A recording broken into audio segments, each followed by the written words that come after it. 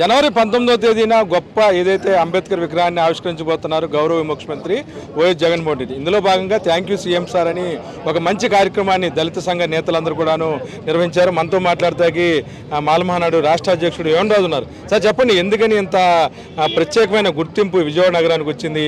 ప్రపంచంలో అతిపెద్ద విగ్రహాన్ని నిర్మించడంలో ఇందులో ఏమైనా రాజకీయ కారణాలు ఉన్నాయా? ముఖ్యమంత్రి గారు ఇంత కోట్లు వెచ్చించి ప్రధాన నగరంలో విగ్రహాన్ని ఎందుకు ఏర్పాటు చేశారు? జేబీఎం మరి ముఖ్యంగా ఐ డ్రీమ్ వారికి నా హృదయపూర్వక ఉద్యమ జేబీఎంలో మరి ముఖ్యంగా మా వైఎస్ జగన్మోహన్ రెడ్డికి నేను శిరస్సు వంచి పాదాభివందనలు తెలియజేస్తున్నా.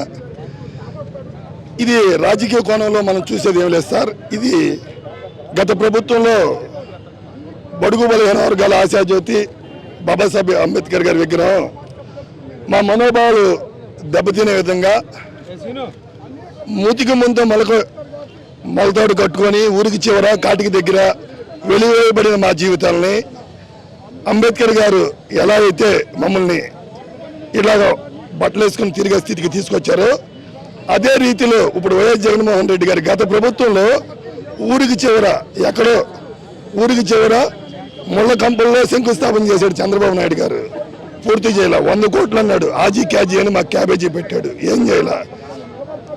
బడుగు బలహీన వర్గాల ఆశాజ్యోతి రాజ్యాంగాన్ని తూచా తప్పకుండా నిర్వర్తించే వ్యక్తి ఒక వైఎస్ జగన్మోహన్ రెడ్డి గారు. ఎందుకంటే ఇంచుమించు 4,000 కోట్లు ఖరీదు చేసే సైట్, గవర్నమెంట్ సైట్లో బడుగు బలహీన వర్గాల ఆశాజ్యోతి ప్రపంచ మేధావి ఆయన కాంస్య విగ్రహాన్ని పెట్టి మా తలరాత్రులు మార్చాడు. ఇప్పుడు స్వాతంత్రం వచ్చి 75 సంవత్సరాలు అయినా మాకు స్వాతంత్రం వచ్చినట్లు లేడు. ప్రపంచ మేధావి విగ్రహం పెడితే విజయవాడలో ఆంధ్రప్రదేశ్ దళితులకి స్వాతంత్రం వచ్చినట్టుంది. మరి ముఖ్యంగా మా జగన్మోహన్ రెడ్డి గారికి నేను నీలి స్థలాన్ని తెలియజేస్తున్నాను. బడుగు బలహీన వర్గాలకి తూచా తప్పకుండా రాజ్యాంగం ఏదైతే మాకు పొందుపరిచిందో ఆ రాజ్యాంగం ప్రతి ఫలాలు అంబేద్కర్ గారు ఏది చెప్పాడో అది జగన్మోహన్ రెడ్డి గారు మాకు అందిస్తూ ఉన్నారు.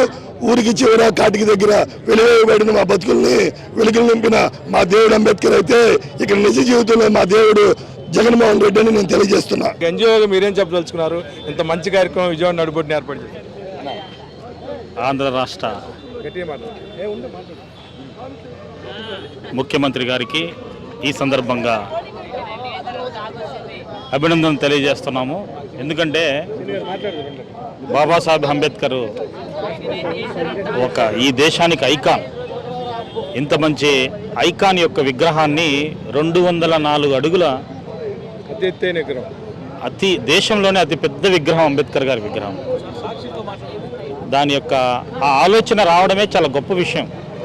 ప్రతిపక్షాలు కానీ పవన్ గారు కానీ దీన్ని అభినందిస్తూ తప్పకుండా రేపు ఆవిష్కరణ రోజు వాళ్ళిద్దరు కానీ జగన్మోహన్ రెడ్డి గారి ఆస్తి కాదు ఇది, ప్రతిపక్ష నాయకుడు ఆస్తి కాదు ఇది, భారత ప్రభుత్వానికి ఆంధ్రప్రదేశ్ ప్రభుత్వానికి చెందినటువంటి ఆస్తి.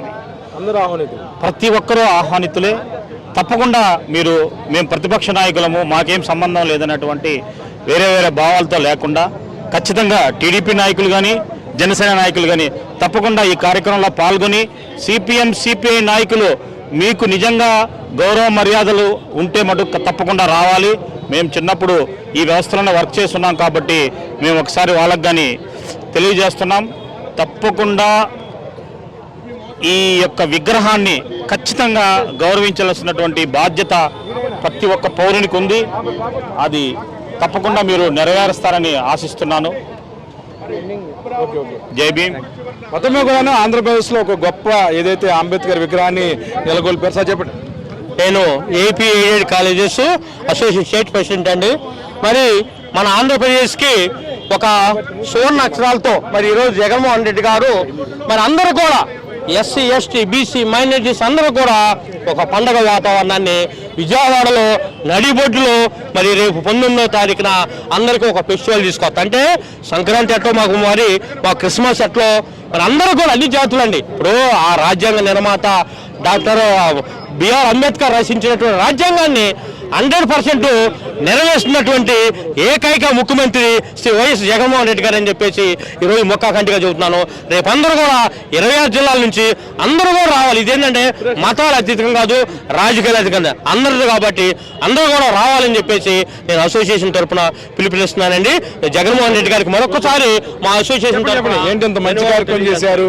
విజయవాడ నడిబొడ్డున చాలా విలువైన స్థలం కూడా ఎస్సీలకి దారాదత్తం చేశారు ముఖ్యమంత్రి అని పెద్ద ఎత్తున ఆరోపిస్తున్నారు. స్కాములు చేయటం గత పాలకులకి బాగా తెలుసు. అది చంద్రబాబు గారికి వెన్నెతో పెట్టిన విద్య. ఆ స్కామ్ చేసి అమరావతి ఊరు చివరిన మరి డాక్టర్ బిఆర్ అంబేద్కర్ గారి 120 అడుగుల విగ్రహం పెడదామని చెప్పి తన యొక్క 5 సంవత్సరాల సుదీర్ఘ పరిపాలన చేసి కూడా ఆ స్కామ్ లో మా అంబేద్కర్ గారు ఏ విధైతే విగ్రహాన్ని పెడతారని చెప్పి మాట ఇచ్చాడో ఆ మాటని తూచా తప్పకుండా దాన్ని బుట్టదాఖలు చేసేసి మరి మా జగన్మోహన్ రెడ్డి గారు 3600 కిలోమీటర్లు ప్రయాణం చేస్తూ మా బడుగు బలహీన వర్గాలకు మాట ఇచ్చి సంక్షేమ పథకాలను అందించే విధంగా అదే విధంగా మరి జగన్మోహన్ రెడ్డి గారు ఏదైతే బడుగు బలహీన వర్గాలు దేవుడు ఆరాధ దేవుడునో డాక్టర్ బిఆర్ అంబేద్కర్ గారి విగ్రహాన్ని బెజవాడ నడిబొడ్డున నిలబెట్టి ఇగో మీ దేవుడు నేను తీసుకొచ్చాను నేను పెట్టానని చెప్పేసి మాట ఇచ్చిన విధంగా మరి ఈరోజు బెజవాడ నిలబొడ్డులో డాక్టర్ బిఆర్ అంబేద్కర్ గారు కాంస్య విగ్రహాన్ని 120 అడుగుల కాంస్య విగ్రహాన్ని ఇవ్వడం జరిగింది.